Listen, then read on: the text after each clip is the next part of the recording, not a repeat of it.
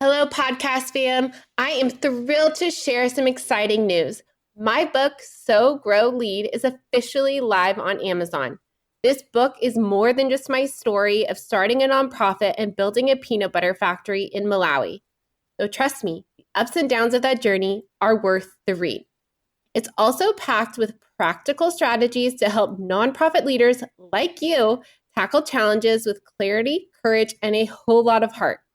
If you've ever wondered how to turn your vision into reality, navigate the inevitable hurdles, and build something meaningful, whether in your organization or in your own life, this book is for you. I'd be so grateful for your support in spreading the word.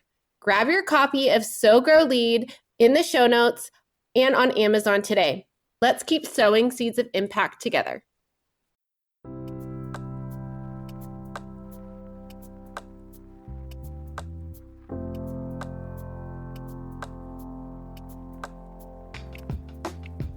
Welcome to the Lead with Heart podcast, which is dedicated to nonprofit leaders who are passionate about making a difference. I'm your host, Haley Cooper, and I'm thrilled to have you join us on a journey of growth, inspiration, and transformation. At Lead with Heart, we believe that leading with heart means embracing empathy, compassion, and authenticity in every aspect of our work. It's about putting people first, fostering genuine connections, and creating a positive impact that goes beyond numbers and metrics. In the nonprofit world, it can often feel like we're carrying the weight of the world on our shoulders. The challenges are immense, and the road can be lonely. But here, you're not alone. This podcast is a community where we support each other, share our stories, and learn together. Each episode will dive into personal and professional development topics tailored specifically for nonprofit leaders. From innovative fundraising strategies and effective team management to self-care practices and leadership insights, we're here to provide you with practical strategies that you can apply to your life and work. My goal is to empower you, elevate your leadership, and engage your heart in all that you do. I want to help you navigate the unique challenges of the nonprofit sector with confidence and resilience, so you can continue to create meaningful change in the world. So whether you're driving to a meeting, taking a break, or winding down for the day, tune in and join us on this journey. Together we'll discover what it truly means to lead with heart. Thank you for being here. Let's dive in. Hello, everyone. Welcome back to the Lead with Heart podcast. This is your host, Haley Cooper, and I am thrilled to welcome Susan, a transformational executive coach whose work has empowered leaders across 600 companies and 40 industries.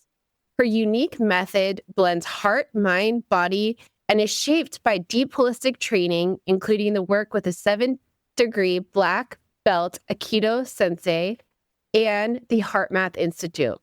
At the heart of Susan's philosophy is Sawubona leadership, a powerful Zulu greeting meaning I see you, which she uses to foster inclusive, emotionally intelligent, and collaborative cultures. And you know I love to talk about this all day long.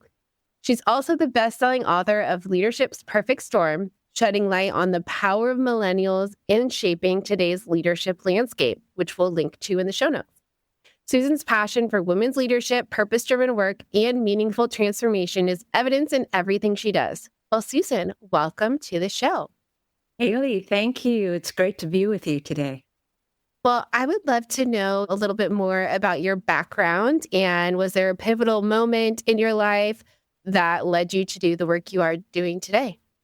Yeah, well, I think as far back as I can remember, I've always wanted to make a difference in people's lives.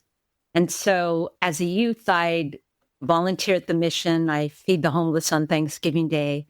And for me, doing those things really touched my heart. And they gave me such meaning and purpose that I looked for other ways to make a difference.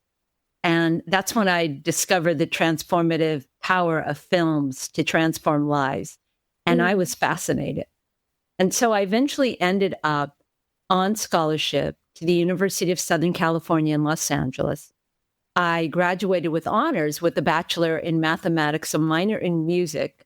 I did something a little practical to please my Japanese American parents. And then, but several years later, I entered a competition at the American Film Institute called the Directing Workshop for Women. And against all odds, I was one of a small select group of women who were chosen to be awarded a $5,000 grant to do a 30-minute short. And and my film Solo, it went to festivals, it won awards. And what happened is that I ended up in the office of Kathleen Kennedy, who was then the assistant to Steven Spielberg. And she loved the film. And I thought my life was going to change forever.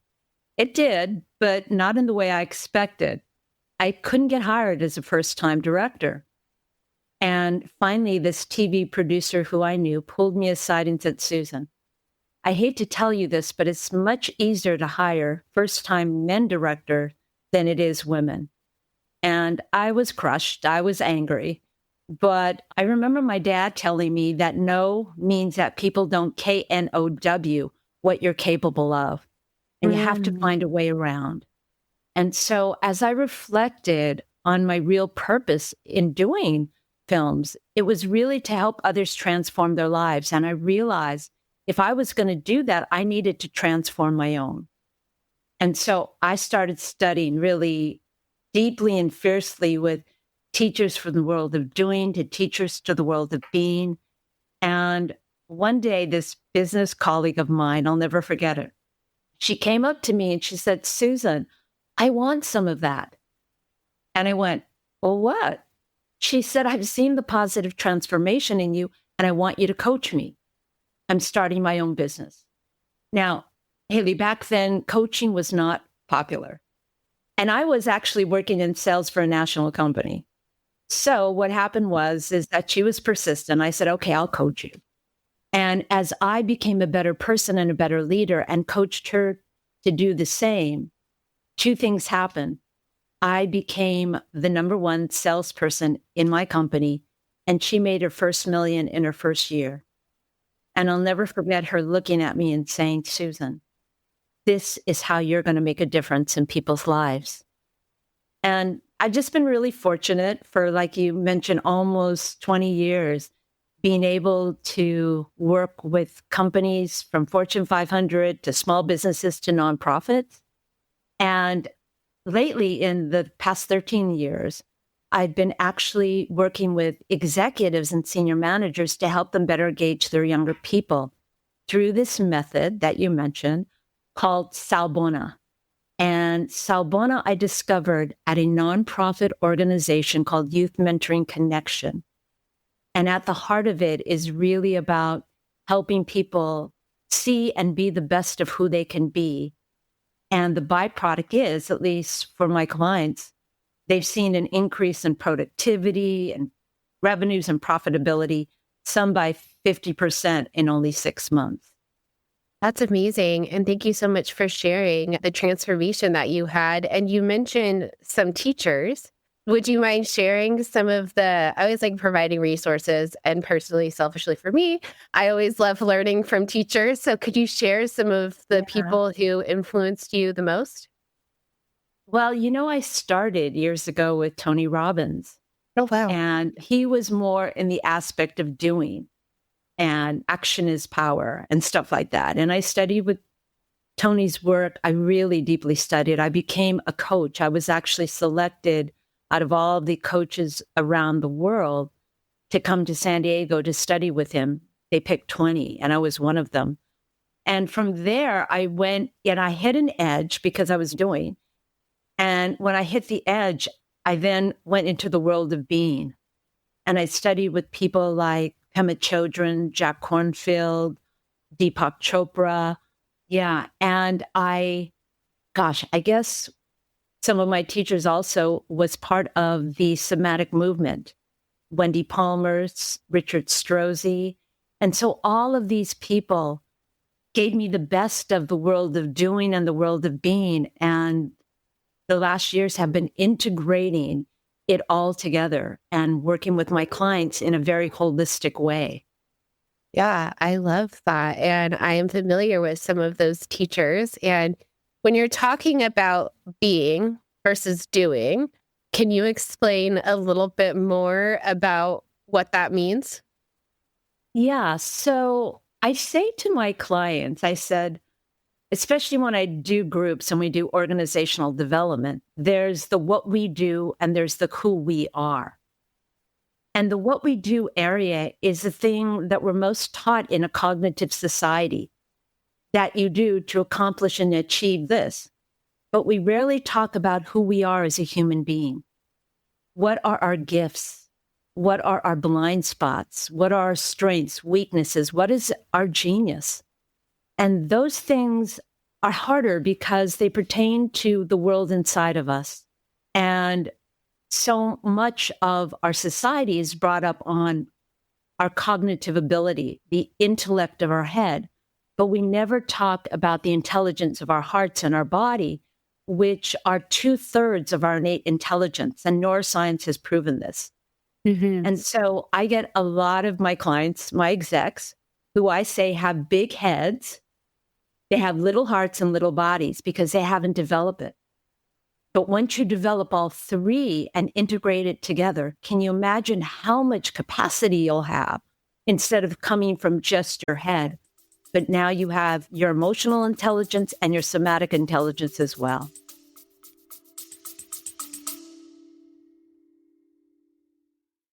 Imagine a fundraising partner that not only helps you raise more money, but also supports you in retaining your donors. A partner that helps you raise funds both online and on location so you can grow your impact faster. That's DonorBox, a comprehensive suite of tools, services, and resources that give fundraisers just like you a custom solution to tackle your unique challenges, helping you achieve the growth and sustainability your organization needs, helping you help others. Visit donorbox.org to learn more.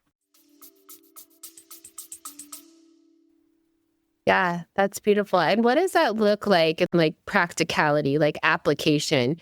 Because for me, I am someone who is in my head all the time. And something I have been learning over the last few years is really to get into my body, feel my body. And I've learned a lot from my children, to be honest, because when my 3-year-old gets nervous, he says, "Mommy, I have a tummy ache." Yeah, and I'm like, "I don't think you actually have a tummy ache. I think you're nervous." And then we're able to talk about it. But he is very intuitive.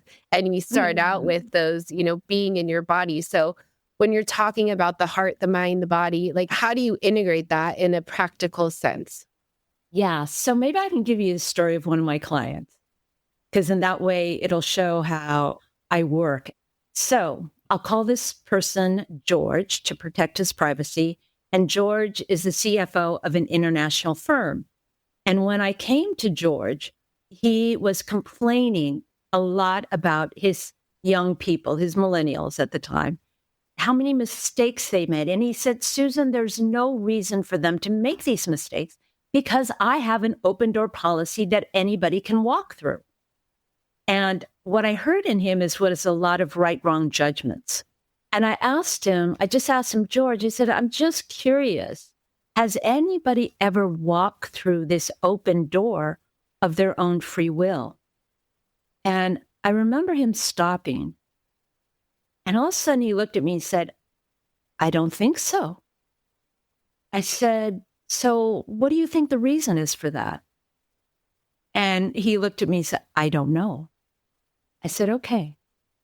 So this is part of his journey too. So I always enter through Salbona, which is about, Salbona means I see you in Zulu, and it's about seeing the whole person. And we start by seeing their gifts. And so George, in the first month, I would do a very deep assessment, and he put out to several people, what are my gifts? What are my blind spots, to find them? And what came back for him is that, and he started to read this. He goes, "Yes, I have the gift of analyzation." But he realized that he analyzed people like he analyzed numbers, with a lot of judgment.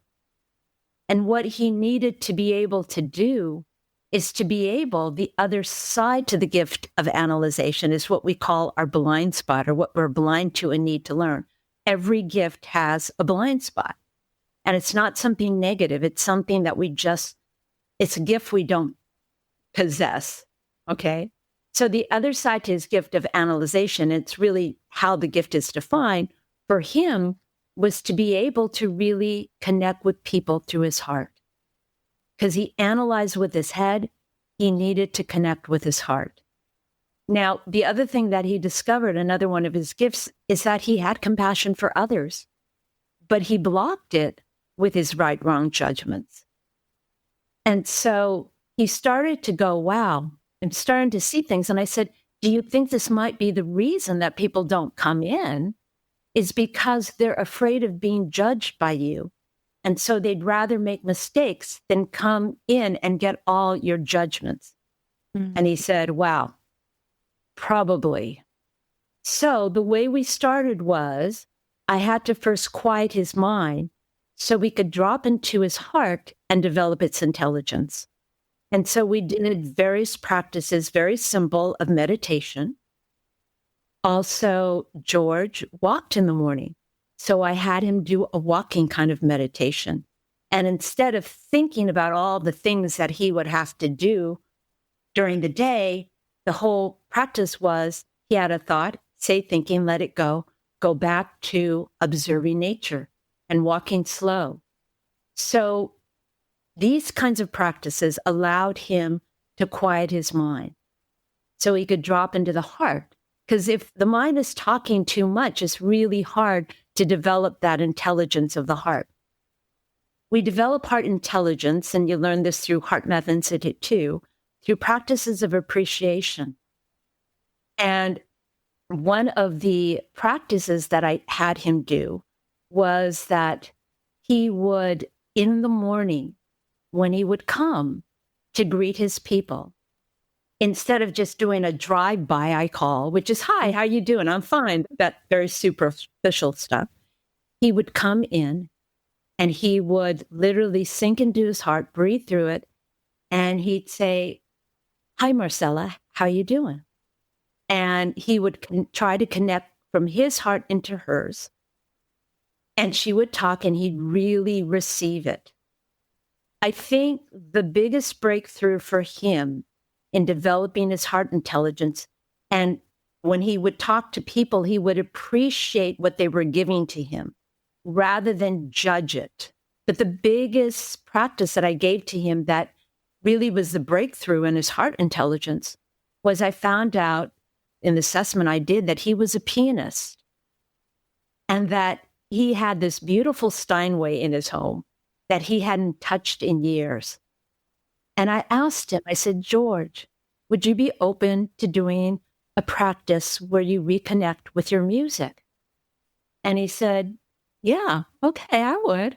So when he started, Haley, to reconnect with his music, after a week, he called me and he said, Susan, I can't believe it. He said, putting my hands on that keyboard was like reconnecting with an old friend. He said, I played music from my heart. My head wasn't even talking to me.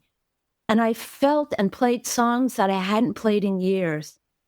And I felt carried by the music. And I could feel this in my heart. This was a practice we needed for him to truly be able to connect with that compassion that he had within others, within himself. So he started to see the gifts in his people. And as he started to really connect, receive what they said, their ideas, appreciate them for their gifts, all of a sudden people felt very comfortable to be able to come in when they had questions and talk to him. And it just led to so many beautiful things. Yeah, I mean, there's another part to this story, but I'll stop there. Yeah.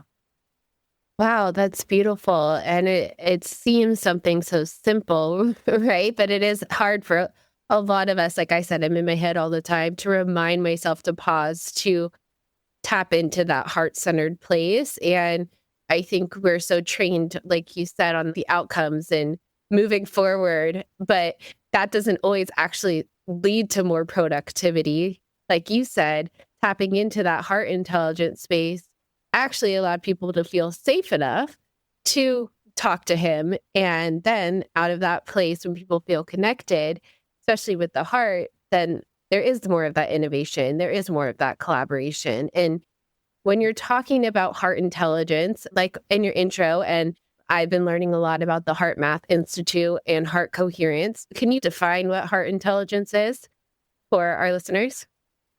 Yeah. So, we all have emotions. But when we do certain practices, it puts what we call intelligence into that emotion.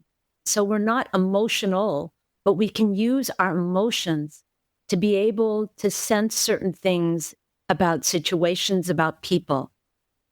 And so I have a client right now.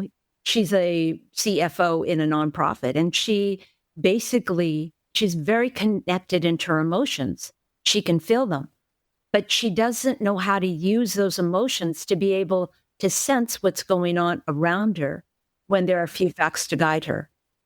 When we develop the intelligence of our hearts, and when we bring intelligence into those emotions through certain practices of appreciation, what happens is all of a sudden we open up our intuitive knowing. And our intuitive knowing allows us to be able to sense or make decisions, good decisions, with few facts to guide us. We don't have to analyze everything. It's a feeling that we have within us it's a knowingness that we know, yes, this is what I need to do. And until we develop our heart's intelligence, the head fights the heart because the head wants to control us. In that emotional intelligence is developed, then they start to work together and you really feel it in your body. So part of me having George reconnect with his music was I knew that artists and musicians are so connected into their heart that this would help him get into that space without me trying to come up with a lot of other practices. This would just tap into it. Does that make sense?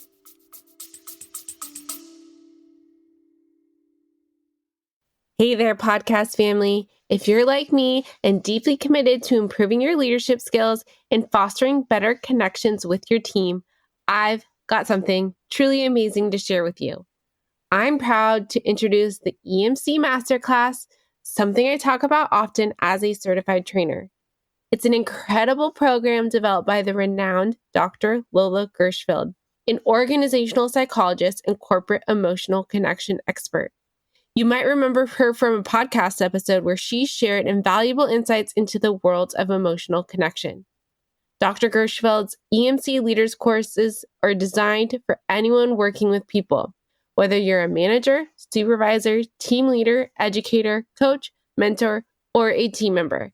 This program is truly for everyone looking to enhance their communication and collaboration skills to raise more revenue for their mission.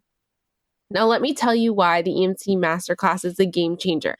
Dr. Gershfeld's groundbreaking emotional connection process has been integrated into top universities' curriculum and recognized by international organizations like ICF, HRCI, and SHRM.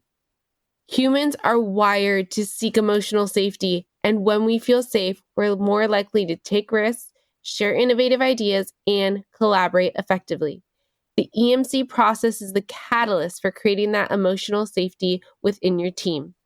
The virtual EMC Masterclass consists of 8 modules with 4 hours of expertly recorded material, 13 quizzes to reinforce your learning, and a workbook filled with activities for offline practice and something I still refer to daily.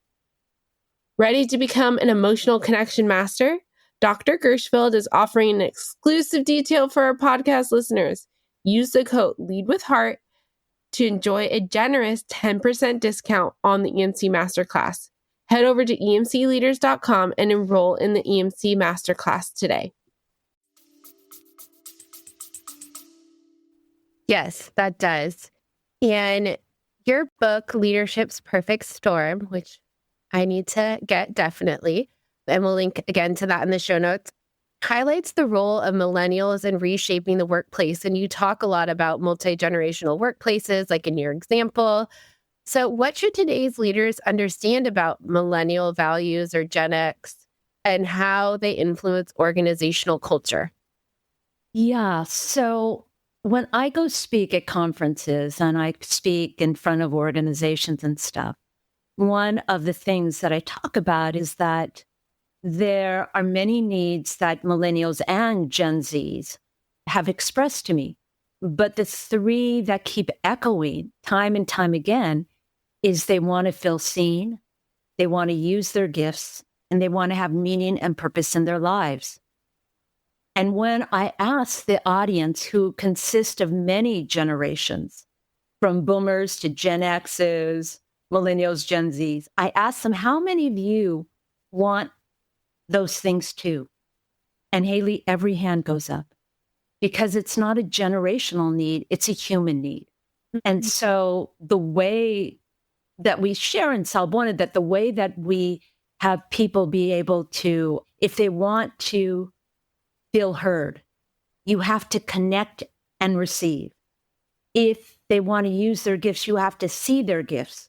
If they want meaning and purpose in their lives, we have to create a culture where they feel a part of something greater than themselves. And so in the book, you'll find what we call the Salbona leaderships.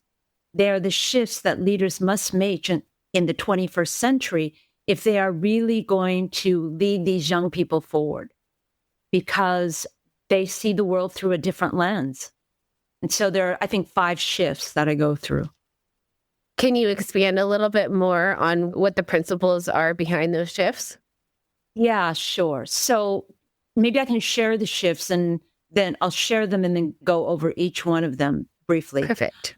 So the first one is from control to connect and receive. Second one is from conformity to see and accept. The third one is from expectations to intentions. The fourth is from authority to authenticity. The last one is from bottom line myopia to belonging. So when we go from the first one, which is from control to connect and receive, generations prior to millennials were brought up with what we call command and control leadership style. I give you, Haley, a directive and you do it. Mm-hmm. No questions asked, right? Now, millennials and Gen Zs will not put up with that. So you have to shift to connect and receive. And connection is not connectivity or communication. It's how that person feels when they're with you. Mm. And receiving is a very overlooked quality in leadership. We tend to be told it's better to give than receive. But receptivity is such an important part in building the body of a 21st century leader. You have to be able to receive people's thoughts, to receive their ideas, to receive their help, to receive their praise, to receive their criticism, and to receive it with openness and curiosity. And that takes a different kind of capacity in our body.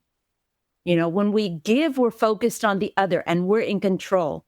When we're receiving, we're the ones that are not in control. And that's very hard for many people to be in that state of uncertainty. The next one, from conformity to see and accept, millennials have a saying, one size does not fit all.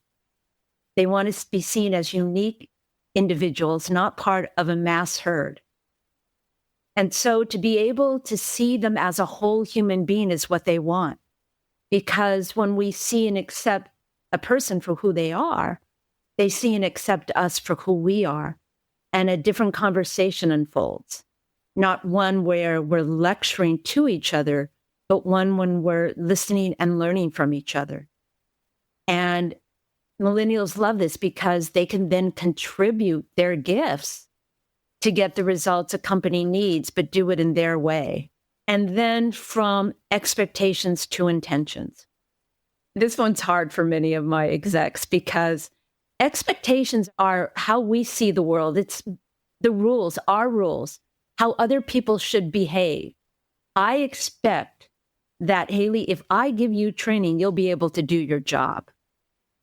But when you make mistakes, I have a lot of pain. Expectations are not things we can control. So I tell my executives, you need to turn them into intentions, because intentions are within us and they are things we can't control. My intention is to help you be the best you can be, Haley, by giving you training. So now if you make mistakes, it becomes an opportunity for us to talk and brainstorm about what you might be able to do differently and what kind of backup plans you might have when you make mistakes. So expectations to intentions. The fourth one is from authority to authenticity. millennials are the first generation that did not have to go through authority to get information. And this is huge because information used to be used as a leverage point for executives, senior managers to be able to hold their seat of power over their people. But today, young people can find the answer faster than their bosses, right? So they don't respect someone just because they have a title. They respect authentic information, wisdom, experience, as long as you don't lecture down to them. And that's why they feel they can talk to their boss the same way they talk to a friend, because that's being authentic and they can do it in a respectful way. And then the last one is from bottom line myopia to belonging. And gosh, this is really tough because today so many companies are focused on being $1 billion company or a lot of money. But millennials they want to belong to something greater than themselves. They want to have meaning and purpose in their life, and that's much more important to them than the bottom line. However, when you create these cultures of belonging that inspire and motivate them, what happens is the byproduct is that productivity increases, revenue and profitability increases. And you do it in a way that's long-term and sustainable. Yeah. Wow, I love those 5 principles and how they all flow into each other as well and help really leaders move from that headspace to the head, heart, and body and really view people more as humans so that you can connect and again, work better together. And when you're talking about building a culture of belonging, we talk a lot about culture on this podcast, but specifically building a culture of belonging, what does that look like within an organization? Are there key traits or characteristics of a culture of belonging? Yeah, definitely. May I share you a story of another one of my clients because it'll help you to see how he had to create this culture of belonging. I'll call him Lewis. So Lewis was a general manager of a retail store, which was part of a national chain of retail stores, like a fast food chain and stuff like that. Anyway, I was called in by his boss because the employees these millennials had started a campaign to get him fired. And so they were calling HR every day complaining. And what was happening? So they were complaining. He had HR issues, too many to count. He was only making 30% of his monthly budgeted goals. And I didn't know this at the time. He was on the verge of divorce. And so when I came to work with Lewis, he was in so much pain that he would do anything I asked him to do. So one of the first things we did was we sat down with his organization, his people. And Lewis said to them, I really need you guys to give me a break. I brought Susan on because I want her to help me. I know I haven't been a great leader and I want to be a leader and I want to do the things that support you better. But if you could just give me a break so that I can have a chance to prove myself to you. And they were funny. They said, sure, we'll only give you a month to see some kind of results. So it was better than nothing. Anyway, one of the first things we had to do was we had to rebuild trust with his people. Building trust is so important in creating a culture of belonging, right? And part of that was for him, we entered through gifts, as we always do with Salbona. We found that one of the things of Lewis was what got him there was his drive and determination. And so let me also take you through, and he had to learn how to slow down, by the way, so he could connect with his people. But let me take you through the 5 leaderships really quickly, because they're the things that helped us create this culture of belonging. We took him from command and control. He learned in the grocery industry to connect and receive. We had to quiet his mind so he could connect in his body, so he could connect with his people. And Haley, he began becoming present with his people, where there wasn't a lot of chatter in his head. So they really felt like he was receiving the thoughts and ideas they had to bring. And that's really so key. When people know you're listening and not thinking about other things, they really feel seen for who they are. The second thing is that we went from conformity to see and accept. Lewis wanted to do everything the same way. Everybody was the same. Everybody did the things the same way. And he didn't respect the gifts of his people. When he started to connect to them, and then we built his heart intelligence, he started to see their gifts and he put them in areas where they would succeed and blossom. Because when we're in our gifts, it's, oh my gosh, you see me and I can do things that I'm good at. So he started doing that. We took him from expectations to intentions. Instead of giving his expectations of how things were done, his intentions was to really listen to them and get their ideas, how they would do things. And if he disagreed with them, he would allow them, he said, think of some backup plans. Let's come up with 3 backup plans if this doesn't come out, so you have somewhere else to go. And they loved that. It helped them to think and to solve issues on their own. He went from authority to authenticity. As he was getting away from the command and control, which is very authoritative, the authentic self of who he was started to come out. He was really a very compassionate person, and he really did care about people. And he had forgot about that because he was so used to making the goals, so driven to make the numbers. And now what he was is this authentic self of him who was compassionate and really cared about people started to come out within him. And the last thing, from bottom line myopia to belonging, in doing all these things, all of a sudden, his people were motivated more than ever. They felt that they belonged. They told me, Susan, we want to be the rising star of all these retail stores, because they actually were in a very small town called Bakersfield and nobody thought about them. They forgot about them, said, nobody thinks about us. And so within a year, they went from too many HR issues to count to 1. They went from meeting 30% of their monthly budgeted goals to meeting 100. They had the lowest turnover rate. And within 2 years, they were the #1 store in California. And guess what? Lewis saved his marriage, which was the biggest deal for him. Yeah, sure. Yeah. Wow, that's beautiful. And thank you so much for painting that picture of how those 5 shifts can work in both our professional lives and our personal lives. I think I see the ripple effect of learning these strategies in my personal life and how I'm able to show up, as well as in the professional world and how I'm now approaching my work, right? Whether it's working with a client or teaching clients or within speaking, incorporating these practices, but it starts with myself, right? I can't go out and teach people if I'm coming from a place of reactivity. I really have to be able to tap into my heart intelligence. And like you said, then other people can mirror that, right? Like we all have the mirror neurons or the mirror hearts, and we mirror how other people's energy is responding to us. And so it's important to have those principles within ourselves. And it's amazing to see that transformation in his life. Thank you for sharing that story. Oh, yeah. So from your perspective, what's one simple but profound practice any leader can start doing today to create more heart intelligence within themselves and within the workplace culture?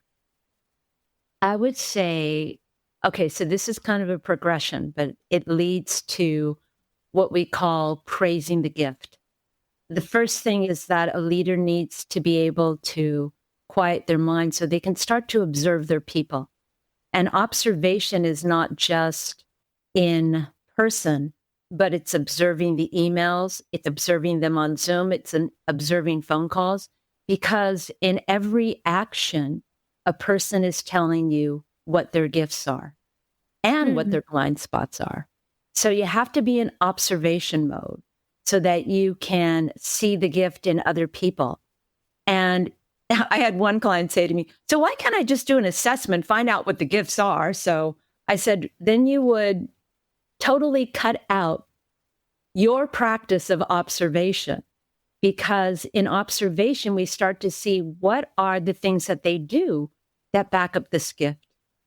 And once we see that gift coming out, even in the smallest way, to be able to praise the gift. And praising the gift is different than just general praise. When we praise the gift, we praise the action, we praise the gift behind the action, and we praise the impact it has on ourselves and others. And so, for example, if someone put back and borrowed a stapler of mine or something, and it was in a drawer, and they came back and they put it exactly in the place that they got it from, I might say, Judy, I said, thank you so much. You're always so considerate. You seem to be very organized because I noticed that you always place my stapler right back where it is. I just was curious, how can we use that gift of organization in other parts of our company? And she might go, I don't know. Well, just think about it. But what that does for me, the impact that it has on me, is that I don't have to spend time cleaning up my desk because you borrow things and put them where they shouldn't be. Yeah. And also, it really impacts, I can see, what you do in your work, because you tend to always be a kind of person that follows through on their commitment. And you do so many other things because you are organized. So it's interesting when we praise people's gifts, it's not that she'll just put the stapler back now each time. Because if I only praise the action, thank you for putting my stapler back, she'd put it back. But now she's going to find other ways to use her gift of organization, which I mentioned, in the company. So that's probably one of the most powerful practices that I give my executives that literally start to change their organization. Yeah, I love that. And that is a beautiful way to end. Susan, if people want to find you, where can they follow your work? Yeah, so they can go to this page that we created. It's called susaninouye.com/lead with heart. So that's SusaninOuye.com/lead with heart. And they can find 3 offers I have. One is they can download a free chapter of the book. The second is a link to Amazon to get the book. And the third is they can book a discovery call with me and have a free consultation, ask questions about my services, or just ask any questions they like. I'd be happy to talk with them. Well, when someone offers something, if you are listening all the way to the end of this episode, I highly recommend you taking Susan up on that offer. And of course, we will link to that in the show notes. Thank you, Susan, so much for being here. I just love being in this chat with you, and I have learned so much. Thank you so much, Haley. I really appreciate you inviting me. If you have valued these stories or learned something from what you've heard, please share this podcast episode or follow me on LinkedIn. Thank you so much for your support, and together we can build a better community and world.